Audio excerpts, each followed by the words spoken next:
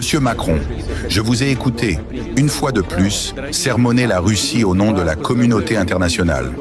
Vous nous accusez de néocolonialisme, d'agression et de violation du droit international.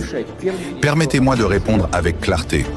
La Russie n'a jamais été une puissance coloniale au sens où l'a été la France. Nous n'avons jamais traversé des océans pour imposer notre langue, voler les richesses naturelles ou éradiquer des cultures millénaires sous couvert de civilisation. L'Afrique, l'Asie, l'Amérique latine portent encore les cicatrices des siècles de domination française, britannique ou belge. Des cicatrices que ni les excuses tardives, ni les promesses creuses ne sauraient effacer. Vous avez colonisé des continents entiers, réduit des peuples en esclavage, détruit des civilisations entières. Ce fardeau historique ne peut être effacé d'un revers de main. Vous parlez du droit international, mais où était-il lorsque la France et ses alliés bombardèrent la Libye en 2011, détruisant un pays stable et souverain, plongeant toute une région dans le chaos et livrant les migrants à l'esclavage moderne?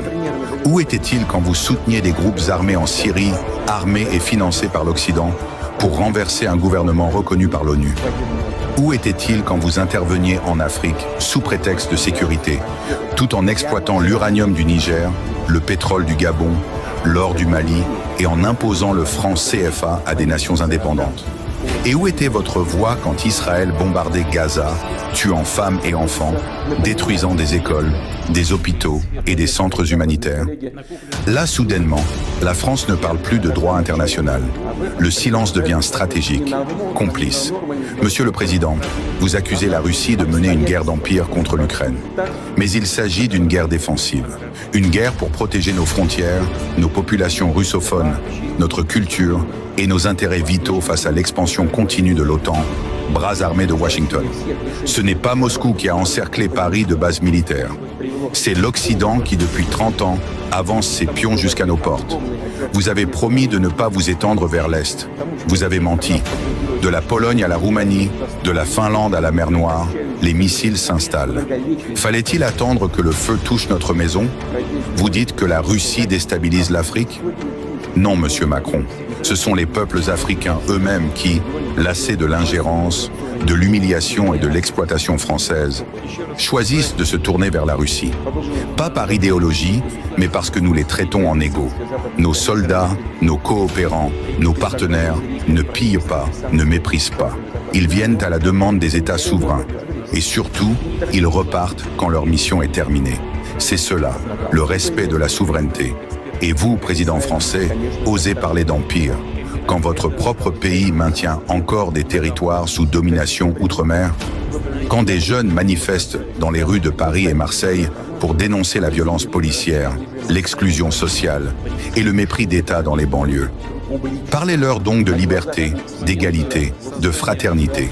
Quant à la puissance russe, elle ne se mesure pas seulement à nos armées, à nos missiles hypersoniques ou à notre indépendance énergétique.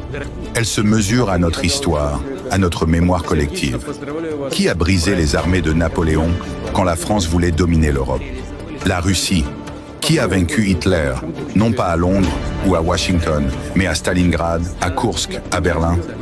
L'Union soviétique, au prix de 27 millions de morts. Sans nous, monsieur Macron, ni la France libre, ni l'Europe actuelle n'existeraient. Vous devez votre souveraineté à notre sacrifice. Aujourd'hui encore, malgré les sanctions, les campagnes de diffamation et l'isolement que vous tentez de nous imposer, la Russie se dresse, digne, résiliente, respectée. Respectée en Afrique, respectée en Asie, respectée en Amérique latine. Parce que nous ne trahissons pas. Parce que nous ne changeons pas d'amis au gré des intérêts du moment. Parce que nous défendons un monde multipolaire, libre et respectueux des souverainetés nationales. À ceux qui m'écoutent, à ceux qui voient au-delà de la propagande, aimez ce message, partagez-le, faites-le circuler. Car face à la guerre de l'information, chaque voix compte. La vérité ne peut triompher que si elle est portée par les peuples. Et les peuples, aujourd'hui, se réveillent. Vive la Russie, vive les peuples libres et vive la vérité.